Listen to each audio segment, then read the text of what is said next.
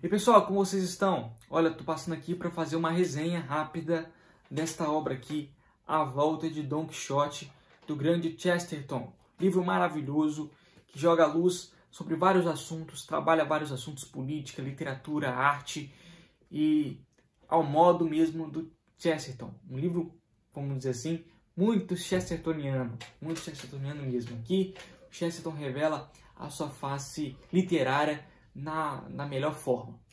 Tá, mas quem foi Chesterton? Chesterton foi um inglês que nasceu ali em Londres em 1874, de família anglicana, como a maioria dos ingleses da época, mas que na sua busca pela verdade, na sua ânsia por encontrar a verdade, ele passa por vários caminhos. Ele mesmo diz que para voltar a casa foi preciso que desse a volta pelo mundo inteiro para notar que ele sempre esteve, que a verdade sempre esteve diante dele.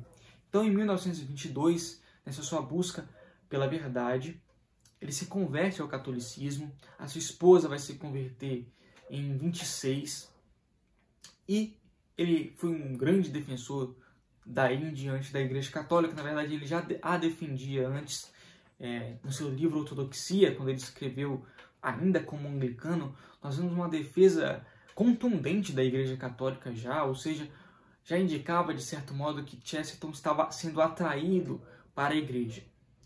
Ele morre, infelizmente, em 1936, bem novo, aos 62 anos, gerou uma grande comoção. O próprio Fulton Sheen foi até o seu velório. Enfim, ele era amigo de muita gente, muito amado por todos, inclusive muito elogiado pelo próprio Papa da época. Mas tá bom. Esse livro aqui do Chesterton, então, ele foi um livro escrito em 1927, portanto já um romance de maturidade. Na verdade, essa obra foi o último livro, o último romance do Chesterton, né? O último livro literário que ele escreveu foi esse aqui, A Volta de Don Quixote. O seu primeiro livro literário foi O Napoleão de Notting Hill, editado pela editora Eclésia, e esse aqui foi o último. Isso é muito importante de saber, porque muitas das ideias que Chesterton aborda em Ortodoxia, em Hereges, em Tremendas Trivialidades e tantos outros livros importantes, são aqui trabalhadas, e esse livro joga à luz essas ideias de uma forma muito bonita, de uma forma literária. Por exemplo, no seu Ortodoxia, ele escreve em determinada parte lá que não se discute filosoficamente com um louco, mas que se deve expulsar um demônio. É isso que deve se fazer. Porque se você discutir filosoficamente com um louco, você vai se dar mal. Porque, de certo modo, o louco é a pessoa mais racional que existe. E quando eu li essa frase pela primeira vez, eu fiquei meio sem entender muito bem o que ele estava querendo dizer, principalmente na parte de expulsar um demônio. O que ele estava querendo dizer com isso? Será que é um exorcismo mesmo? O que ele estava querendo dizer? Mas não. Nessa obra aqui que eu fui entender com profundidade. Em determinada parte do livro, a Olivia, que é uma das personagens que eu vou falar aqui nessa resenha, ela quer, vamos dizer assim, mostrar para um outro personagem lá, que era o Bantry, que era um socialista, que ele não era tão sábio assim, que ele não era tão inteligente assim. Qual é a brilhante ideia dela?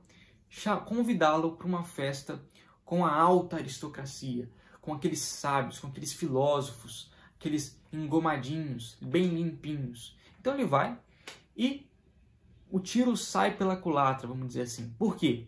Porque ele se torna o centro das atenções, todo mundo para ouvi-lo, e ele sai por cima de tudo.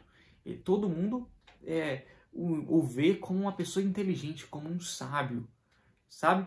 O que a Olivia queria era que ele fosse, vamos dizer assim, humilhado, que ele aprendesse a lição de que ele não era tão sábio assim, tão inteligente assim. Mas nesse diálogo filosófico nada adiantou e ele só saiu mais por cima. Agora, o macaco, que é um outro personagem, na mesma noite, convida para ir a um bar com os operários. Lembremos que o Bantry, ele era um socialista que dizia defender a classe trabalhadora, os operários, né? O que ocorre é que, nesse bar de operários, o macaco, que fazia parte da aristocracia, ele é reconhecido como um operário, vamos dizer assim. Ele se dá muito bem com aquelas pessoas. Aquelas pessoas gostam dele. E quando o Bantry chega no bar, todo mundo o vê como um aristocrata. Ou seja, ele consegue enxergar em si mesmo que existia uma confusão entre o que ele dizia defender e a sua própria vida. Que algo não estava coincidindo, que existia uma contradição interna ali. E ali, a partir daquele momento, ele não deixa de ser um socialista, infelizmente, mas ocorre uma virada de jogo na vida do Bentley. Porque por mais que ele fosse socialista, apesar de ser socialista, ele era uma pessoa sincera. Então ele muda algumas posturas na sua vida. O demônio, vamos dizer assim, é exorcizado, ou pelo menos parte dele. Tá bom, mas do que se trata a obra, Alessandro? A obra, ela gira em torno de uma peça de teatro. A Olivia tinha escrito uma peça de teatro que seria encenada por algumas daquelas pessoas que estavam ali. Só que era uma peça de teatro medieval. A Olivia mesmo, ela tinha um espírito medieval, ela encarnava o espírito medieval. Tá bom, só que de última hora, várias pessoas desistem de fazer parte da peça. E a pessoa que representaria o papel principal, que era o trovador, que era o rei Ricardo Coração de Leão, ela desiste de participar da peça. Ela não participa. O que acontece? Eles precisam de um substituto. E eles buscam de um lado, de outro, saem por Londres buscando um substituto e encontram, por último caso, um bibliotecário. Um bibliotecário que era um rato de biblioteca mesmo. Ele passava horas e horas estudando ali, lendo atrás dos livros e tal. Ora, ele, quando convidado para fazer a peça, ele de cara recusa, porque não conhecia nada da Idade Média, não sabia nada sobre a Idade Média e não podia representar um papel tão importante sem conhecer o contexto em que ele estava inserido, que aquele papel estava inserido. Ele não conseguiria fazer esse papel. Só que eles dão um tempo para que ele pense e ele começa a ler sobre a Idade Média, ler livros de história e se encanta. Ele passa uma noite inteira lendo sobre a Idade Média, se encanta com aquele assunto, com aquela sociedade, acha o máximo tudo aquilo e aceita definitivamente fazer a peça. Só que há um estilo muito quixotesco, ou seja, ele também era uma espécie de Dom Quixote, ele encarna o papel de forma real, ele se acha de fato o rei, um trovador, ele se acha um medieval. E quando a peça de teatro acaba, ele decide não tirar a roupa de medieval e só vestia aquela roupa, andava pela rua com aquela roupa. E começa a convencer um monte de gente que o espírito medieval era o espírito mais adequado para aquela época, era o espírito que mais fazia sentido para o homem. Muita gente começa a se convencer disso. Paralelamente a isso, o Bentley inicia uma greve de mineiros da carvoaria ali, o que para também a Inglaterra e ameaça a ordem social da sociedade ali. O primeiro-ministro da Inglaterra, ele se vê meio numa sinuca de bico. E olhando para aqueles jovens que estavam encarnando o espírito medieval, encarnando o medievo novamente, toda aquela situação, se vestindo dessa forma, andando pela rua dessa forma, enfim, ele decide fazer uma loucura.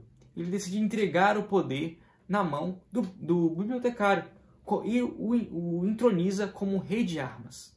Porque ele pensava que fazendo isso, ele conseguiria combater aqueles revolucionários de uma forma melhor. Porque ele achava que o rei de armas ali, o bibliotecário, talvez iria expulsar todas aquelas pessoas de greve, iriam mandar matar, porque ele tinha uma ideia da Idade Média como Idade das Trevas e tal. Mas ocorre uma coisa muito ao avesso do que ele pensa. Algo não sai de acordo com o que o primeiro-ministro estava pensando, mas eu não vou dar esse spoiler, porque vocês precisam ler essa obra mesmo.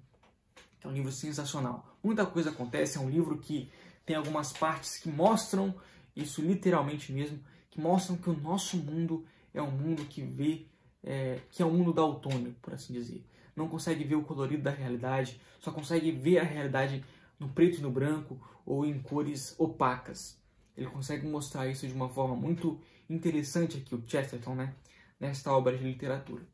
Agora, o que mais me chamou a atenção foi que, por mais que eles se encarnassem o espírito da Idade Média e implementassem um regime medieval, eles esqueceram de um ponto fundamental na obra. Na sua obra de implementação do medieval, que o Chesterton chama a atenção aqui no livro. Eles esqueceram a primazia do espiritual sobre o material. Isso, no final, é solucionado, eu não vou falar como, mas o livro se encerra dessa forma. Algumas pessoas podem se perguntar, Alessandro, duas coisas. O livro tem uma linguagem difícil? Não, a linguagem é bem acessível, você vai conseguir ler com muita tranquilidade. Eu, pelo menos, tive bastante facilidade em entender a obra, não é um livro difícil de ser entendido, nada disso. E outra coisa, precisa ler Dom Quixote antes? Não precisa. Eu mesmo não fiz a leitura de Dom Quixote antes. É claro que existem algumas referências ao Dom Quixote. Então, quem conseguir ler o Dom Quixote antes vai entender bastante, ou de uma forma bem melhor, a volta de Dom Quixote do Chesterton. Mas não é essencial que se leia, não precisa mesmo.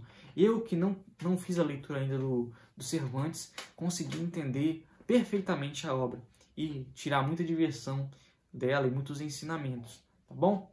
Então é isso, pessoal. Espero que tenham gostado desse vídeo. Se você gostou, curta, deixe seus comentários aqui. Vou deixar o link na descrição do vídeo também, de 2 sites que você pode encontrar essa obra. Tá bom, pessoal? Fiquem com Deus, salve Maria e até mais. Qualquer dúvida, deixem aí nos comentários. Grande abraço.